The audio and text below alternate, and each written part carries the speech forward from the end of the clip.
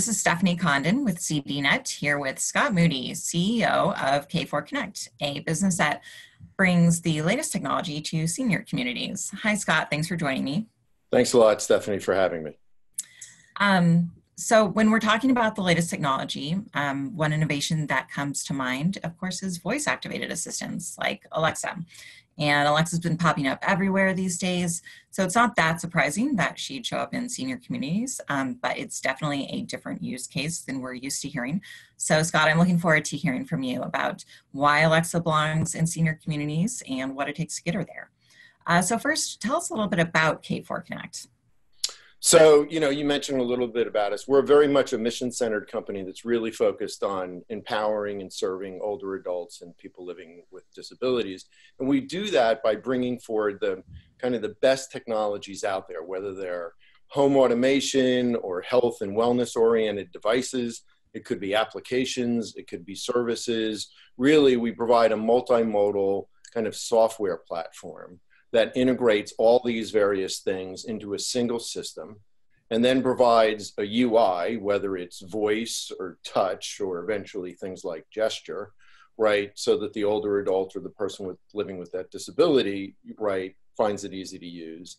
And then of course, we provide support then to the caregiver, right? Whether it is a professional caregiver, right, or a family caregiver by, providing the associated data. But really the focus of the company, right, is serving and empowering that older adult, right, or a person living with a disability. And it's all around making their lives what we refer to as simpler, healthier, and happier. Simpler is kind of those home automation things. Healthier is, the wellness devices and services. And of course, happier is all around, connectivity to the community around them. But it's a real focus on that end user who we refer to as our member, right? So it enables them and empowers them. I think a lot of people, when they talk about seniors or older adults or people living with disability, they talk about monitoring. But as I joke with people, at roughly the age of 2 years old, you stop being monitored and it doesn't change as you get older. And so really it's how do you empower them, right, to live a more independent life, right, live a healthier life and a more connected life, right? So it's all around this kind of, first order value to the people we serve versus simply quote unquote monitoring. That's great. I was thinking about why this need exists for tech tailored to seniors. And I wanted to hear your thoughts.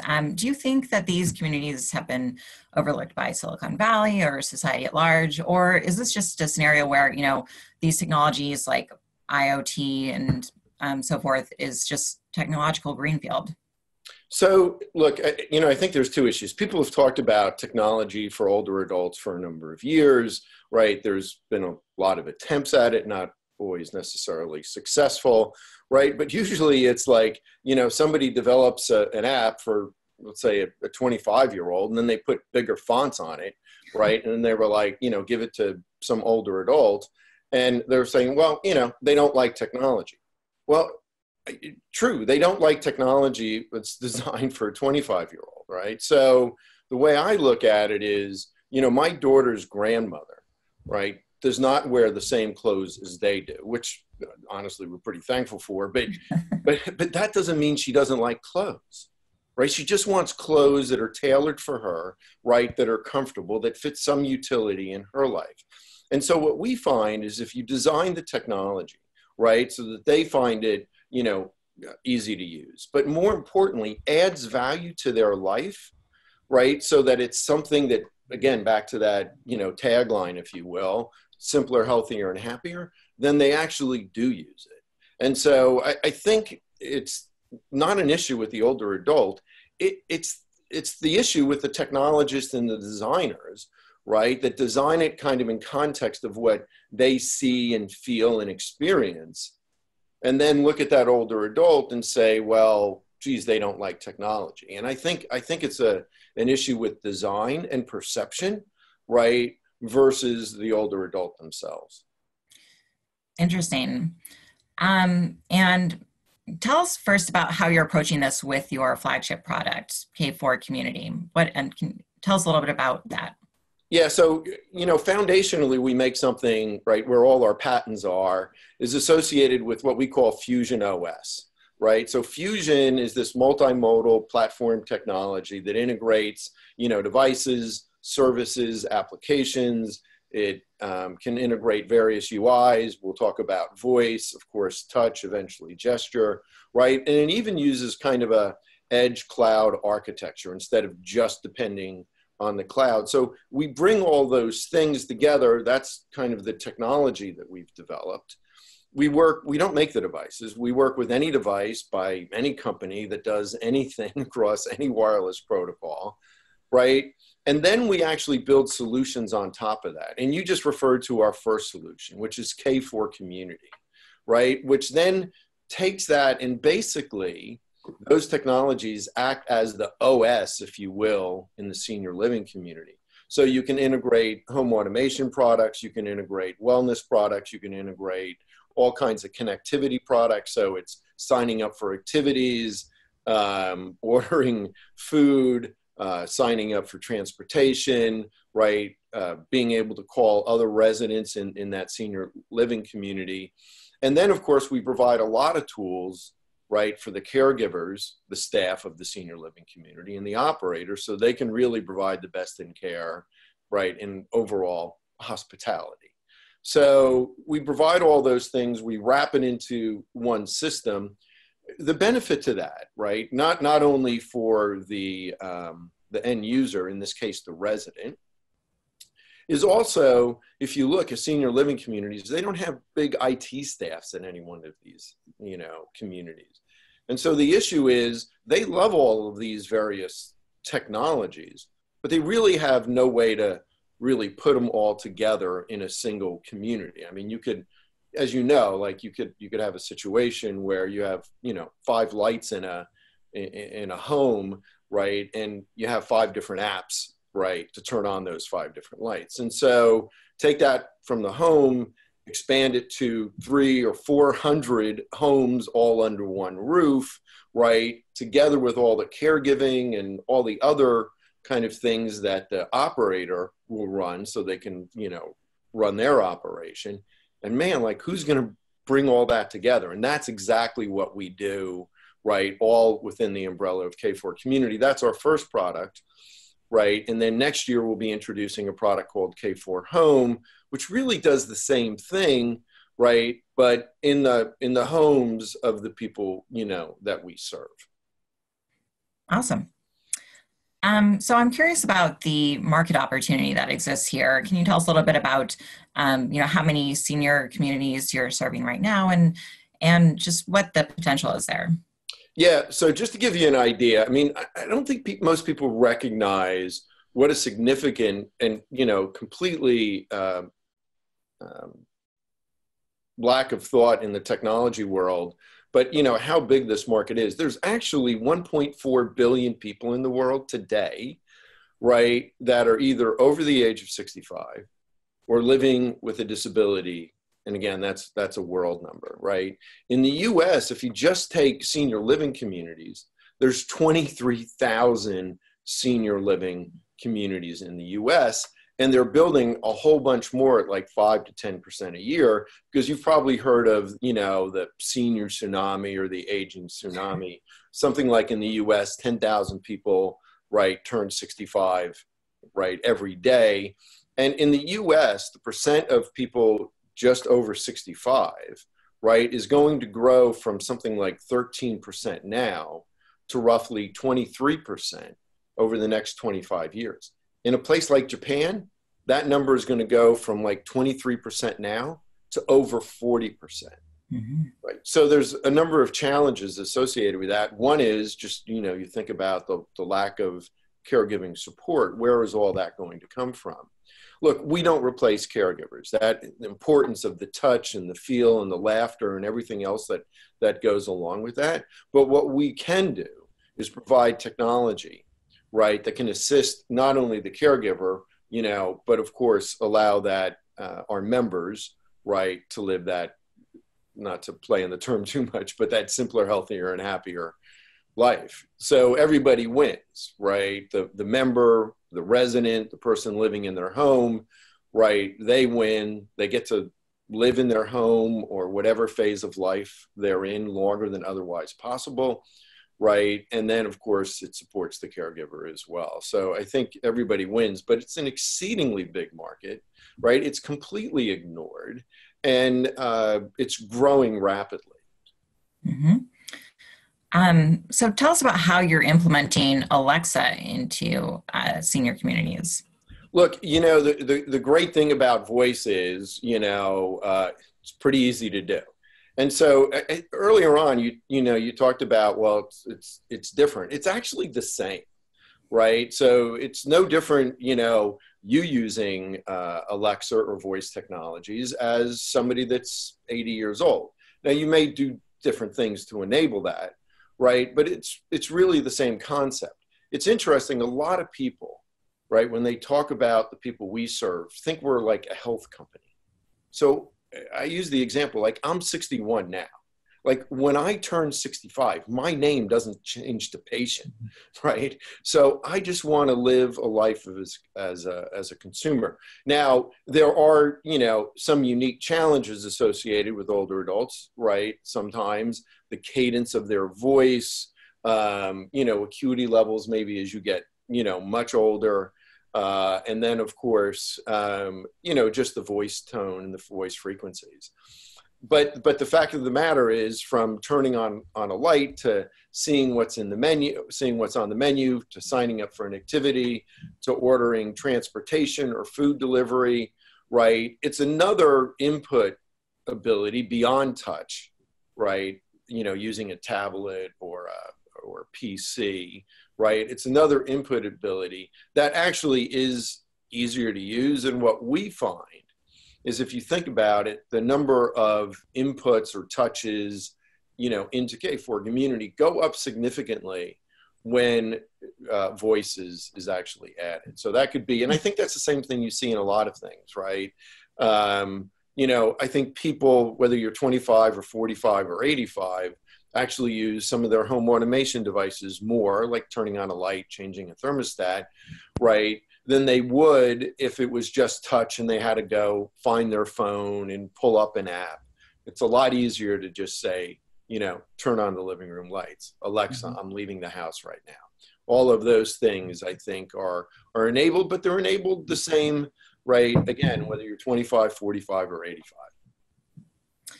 85. So you mentioned some of the ways in which the user experience is different for older people. Their voices might be softer or different.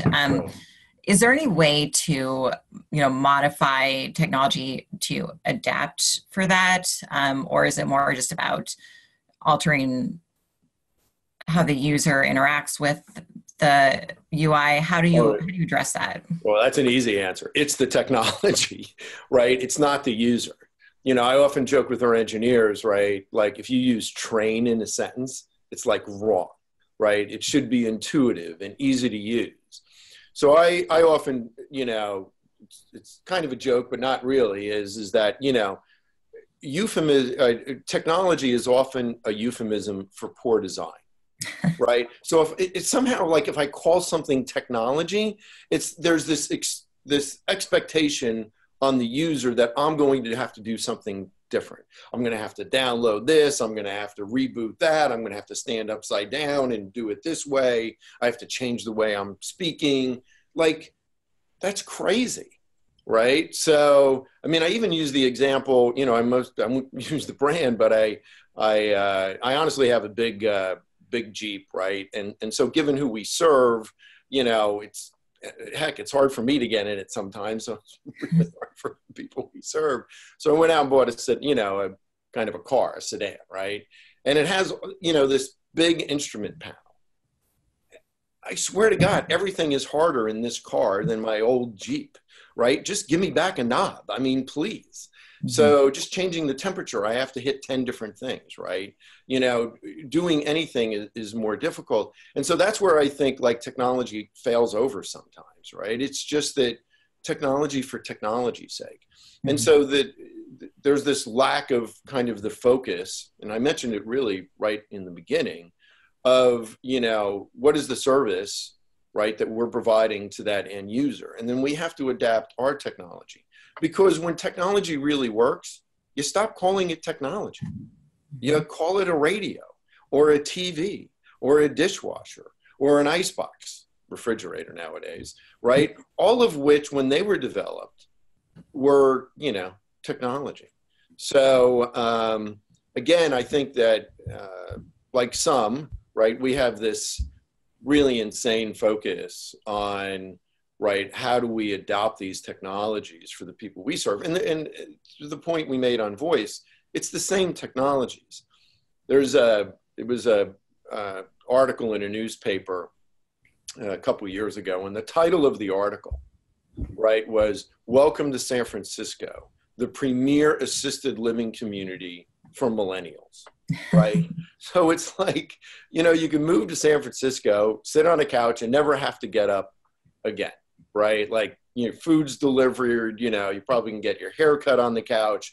I mean, all these services, you know, the lights automatic, everything. And God forbid you had to go 2 or 3 blocks to pick up something. There's a scooter or a bike or an Uber right outside your apartment. So God forbid you don't have to get any exercise. Right. So, like, if all those technologies are good enough, right, for somebody that's younger, right, and makes their lives maybe a little bit more convenient, although sometimes I question it, right, then they provide real utility for the people we serve, right, that may have difficulty walking, may be in a wheelchair, right? So what we do often, just like voice and all these other technologies, is we repurpose them, right, for the people we serve. But as part of that, that whole kind of design thinking for the end user is just critically important. And so it sounds like you're having some interesting results already. You mentioned that some interactions have increased since you've integrated voice. Is that what you Yeah, said? there's no doubt. So we don't announce pilots, right? We've been piloting for a while. Part of that announcement was the rollout with a significant customer of ours, Kisco, across 22 properties, you know, across the U.S. that they run and operate. And so the first one will be fully integrated this December. But we've been working on these pilots, you know, with Amazon and Kisco and some other companies. And what we find is that if you just think about usage, right, of K4 community, whether it's signing up for an activity or turning on a light or just calling a friend, right, what we find is that the usage actually goes up significantly because of voice. It's easy to talk. Is there anything that I'm curious if there are any insights you've gained from this your pilot so far in terms of, you know, any services that seniors are maybe want to get more use out of, or anything that becomes especially popular with the use of voice, any surprises or any big, you know, potential game changers in terms of, you know, how to change and improve senior living communities? So excuse me, if I look at kind of some of the statistics I, you know, see floating around, not necessarily from Amazon, but the fact of the matter is, if you look at how things are used the most for, let's say, the under 65 or for their general population, you know, music is a top thing, right, and so on. And it has a long list, but it falls off, you know, relatively quickly. What I would say with the older adults is they actually use it for more things than the general populace, right? So it could be changing that temperature. It could be, these are things that in a community you get that you don't normally have at home, you know, what's on the menu for tonight, you know, what time is lunch, what time is this activity, Mm-hmm. you know, sign me up for this. But there's other things like home automation, turning on the light, changing the thermostat, I'm leaving, right? Good morning, Alexa, and all those things happening. I actually see that, if you look, kind of the line, the most popular is music, and then it kind of rides down. What we see is it doesn't curtail so quickly, that the older adults actually use, more things consistently. That's interesting. Another thing I was wondering about when you were talking about how these technologies aren't really designed with older people in mind, and how technology should be easy to use, and once it is, you no longer call it technology. I was curious about your background, and as the working for creating authentic, how that has informed your ideas about design, and whether that has played a role in how you're building this company, and just your thoughts about UI in general.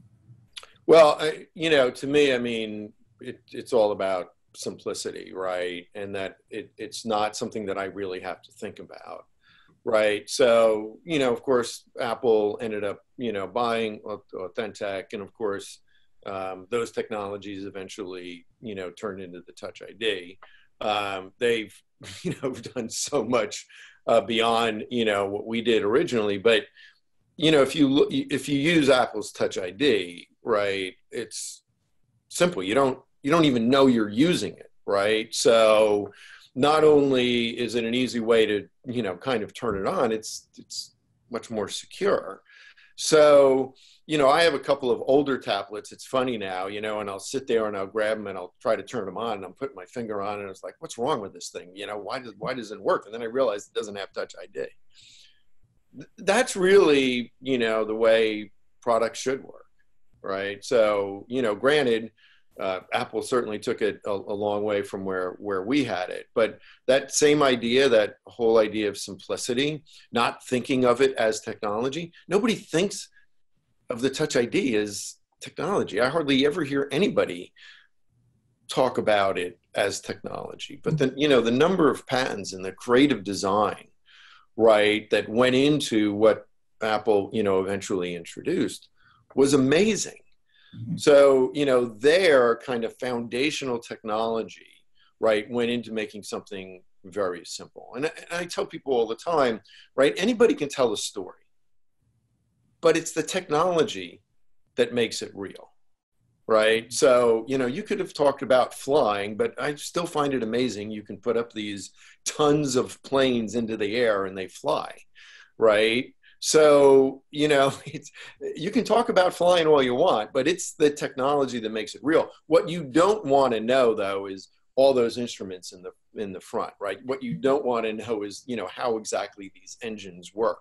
If we called an airplane technology, I'm pretty sure those engines would be rebooted, 4 times during the flight, right? And everybody'd have to get out on the wings and push a button or something. That's technology. But we just call it a plane. So another thing I wanted to ask you about was whether there are any unique security or privacy concerns when implementing your system, and voice in particular, in senior communities, or is it kind of the same concerns that any user would have? So I generally look at privacy and security differently, right, than most people, but that is particularly true, and I think it's critically important, right, for the people that we serve. So look, we're not selling them. We're not selling their data. We are there as a mission-centered company, absolutely bar none, to serve them. And so we consider all of that data and information their data, right? Or that of, let's say, the senior living community or the caregiver that has rights associated with that resident or member or patient, et cetera, et cetera. But we don't take that data and then try to sell to them. We don't advertise on our platform. So, we're not trying to take advantage of somebody. As we say, we don't sell, we serve. And we believe that in every aspect of our business. And that plays to data and privacy and, of course, security. Um, and while it is the users' members, the members' data, there's also benefits for the communities at large. Is that correct? Can you tell us about how senior communities, the organizations, benefit from these deployments and what they can potentially learn from the information Yeah, so gathered? there's all kinds of things, right? I mean, foundationally, first comes to the care, right, of their residents, which, look, you meet people in senior living communities, right? Whether it's the staff or the nursing staff or the operators or the executive directors, it can be a pretty hard job. These are really, really caring people, right? And so they're there for the same reason that we are, is to serve.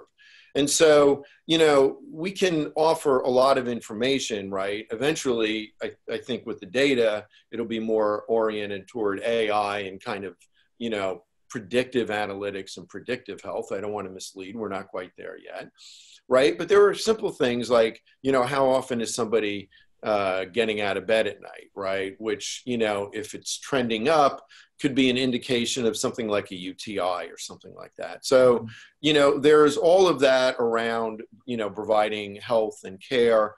There's a lot of things around hospitality, you know, what activities that people like, how do we get people connected, right? How do we, you know, collect the data in terms of, you know, what food they like and what they like to order the most and all of those things. All of that kind of plays back, right, to the resident. But at the same time, you know, it's not a high margin business. It's not high margin at all. It's a very difficult financial business. And so when we can help them actually manage their overall costs, whether it's compliance or predictive maintenance, or, you know, building management in terms of lighting and cooling. You know, a lot of people talk about building management, but they talk about the common areas. Well, 70% of the space is actually the apartments of the residents. So if we can help, you know, lower those costs as well, there's an incremental benefit, right, to the operator, right? And so, you know, the operator is the customer. And so what we want to do is show them an ROI, right, while providing the best in service, right, to their residents. And again, we're both there for the exact same reason, to support that resident. Right. So in general, you know, Silicon Valley and the tech industry seem, as we've talked about, pretty focused on a younger demographic. So I'm wondering if you think that will ever change, or if it's the nature of the industry, you know, that innovation focuses on a younger generation. So, I mean, there's always some element of that, but the fact of the matter is, I do think it's coming around, and I think people are recognizing, right? Look, for one thing, it's an exceedingly large market. Like, how do you ignore 1.4 billion people? It's the demographic that's growing the fastest worldwide, right? So, you know, how do you ignore that? The thing is, I mean, you do have to think a little bit different, right? As I said, it's, you know, what a 25-year-old or a 45-year-old may value and what they need in their lives to help them is different than a 65-year-old or an 85-year-old. And so there's all that design thinking. There's the market, but, you know, look, even Amazon, you know, is clearly very focused. They're a great partner, you know, to work with. They definitely see, you know, the opportunity as well as the need. And I think you're seeing that from a lot of, you know, different companies. When you talk about Amazon as a partner, what has that experience been like for you? It's great. I mean, you know, they definitely have worked with us to, you know, really take Alexa out into, you know, this demographic. I find them, you know, look, they teach us a lot. They know a lot. They have a lot of people working on Alexa. But, you know, at the same time, I appreciate they think that we have things to contribute as well as we understand this market, right? And then, you know, it's another touch point, if you will. It's another input mechanism. But I think the benefit, you know, I talked about at least what we're seeing is, you know, the older adults are using it kind of for more things consistently than, let's say, some of the data I've seen, assuming that data is right, you know, for the general demographic. But part of that, I think, is because of K4 community, because it's all wrapped up into one system. So it's not like, well, I have to use this system and then this system separately and this system. It's like all one. And so I have access to all of these different things. Well, it's like, you know, reminder to take my blood pressure, or, you know, that I probably should go see the doctor, or home automation, or all of these activities I can sign up for. So I really think it's a good mix, our knowledge of older adults, the kind of the infrastructure of K4 community, and of course, all the great work they're doing around voice. Cool. And so finally, you know, you're implementing voice right now. You mentioned home deployments, I think. Tell us more about what's next on the horizon for K4 Connect. Well, we're pretty busy with what, you know, we're doing now. We just announced the Series B that was led by AXA. AXA is actually the second largest insurance company in the world, based, you know, out of Paris. So one of the things, if you look at the companies that are investing in us, like RGA, which is one of the, you know, largest reinsurance companies in the world. Intel, of course, you know, seeing this as a whole exploding demographic as well. You know, folks like AXA, right? I think working with us, right, they see this as, you know, a significant, you know, opportunity. So communities are pretty big, right? There are 23,000 in the US. But if you take a look, right, over 90%, right, of the people we serve live in their homes. And so that is clearly, you know, the next opportunity. For a large part, everything we've developed for K4 community really plays into the home. I mean, if you think about it, although it is a senior living community, it is, right, our members' home. It just happens to be maybe under one roof. Right. Although I've been in cottages that are 4,000 square feet as part of a senior living community. So really, it's just the separation of those homes into larger, you know, demographics. So we're real excited about K4 Home.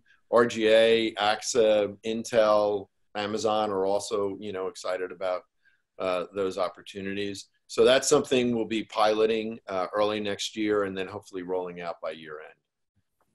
Awesome. Well, thanks so much for your time, Scott. I appreciate it. No, thank you very much, Stephanie. It was a real pleasure.